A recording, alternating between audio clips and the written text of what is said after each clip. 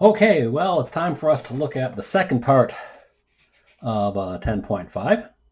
And this is the root test. Now, again, this is really just a variation on the ratio test that we looked at.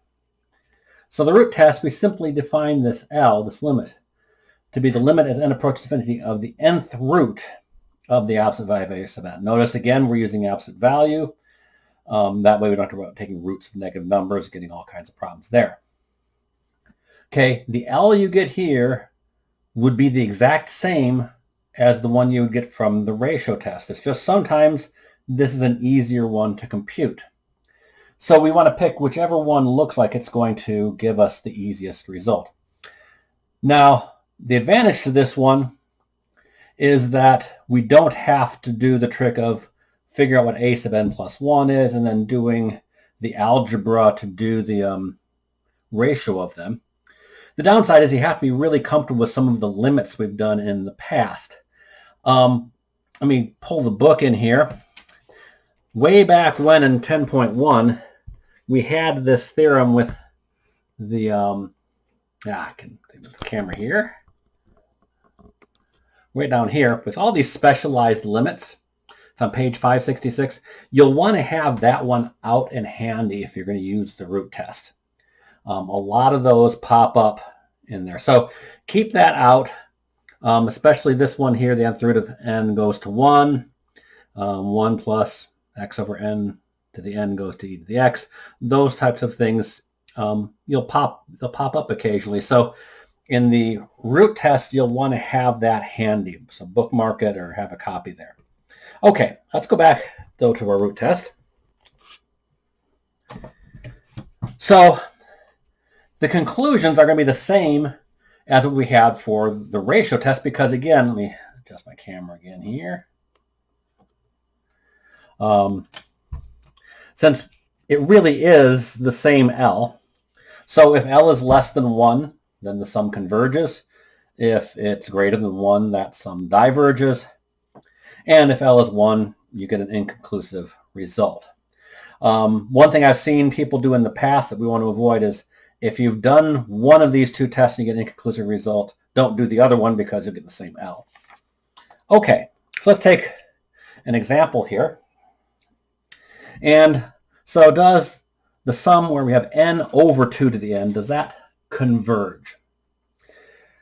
So our L is going to be the limit as n approaches infinity of the nth root of n over 2 to the n.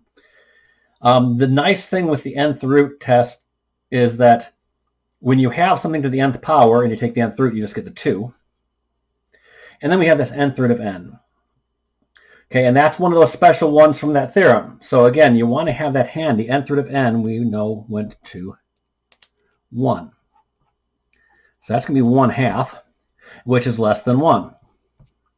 So our sum, 1 to infinity of n over 2 to the n, that's going to converge. Okay, so nth root test works very well when you have something being taken to the nth power. Just like the ratio test tends to work really well when you have a factorial in the problem. Let's take another example here. So does the sum 2 to the n over n to the n converge? Again, we see nth power, so the root test makes a lot of sense. So we have L is going to be the limit as n approaches infinity of the nth root of 2 to the n over n to the n. Well, the nth root of 2 to the n is just going to be 2. The nth root of n to the n is just going to be n. And of course, as n goes to infinity, that's going to go to 0. Well, that most certainly is less than 1. So our sum n equals 1 to infinity of 2 to the n over the n to the n converges.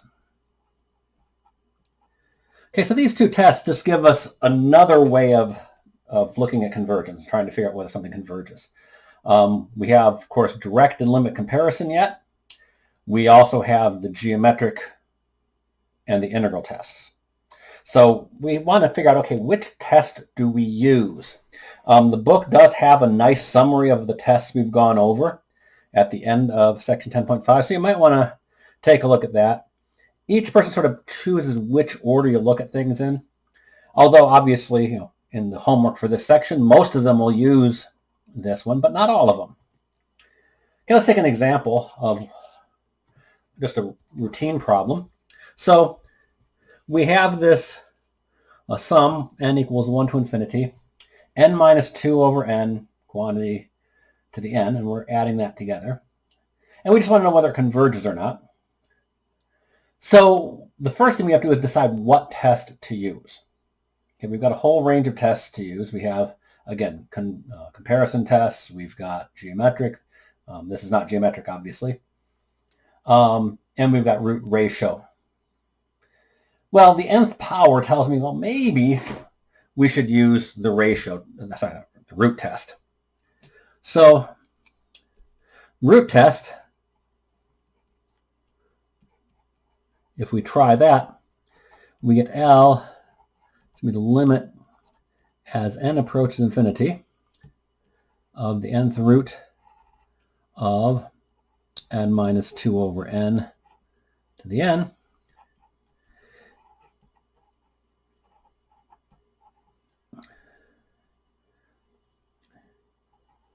And of course, that is n minus 2 over n, and that limit is going to be 1. Okay, so this is an example of a case where the root test doesn't give us any information. So we need to think, okay, well, what else can we try? Well, we're not going to try ratio test because that will just give me a 1 as well. I don't see any really nice comparisons. Okay, although who knows, maybe you could come up with a comparison. One test we often forget about is an nth term test. We have our a sub n is n minus 2 over n to the n, or rewriting it, it's 1 minus 2 over n to the n. The reason I write it there is if you go back to page 566, this is formula number 5. Okay, so again, whenever you're working with these tests, have that page marked so you can go back to it. This is equal to e to the minus 2. So notice the limit as n approaches infinity of a sub n is not 0. So the sum diverges.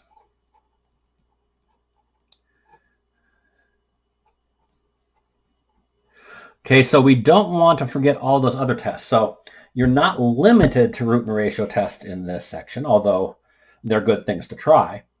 But you can go back and use any of the previous tests as well.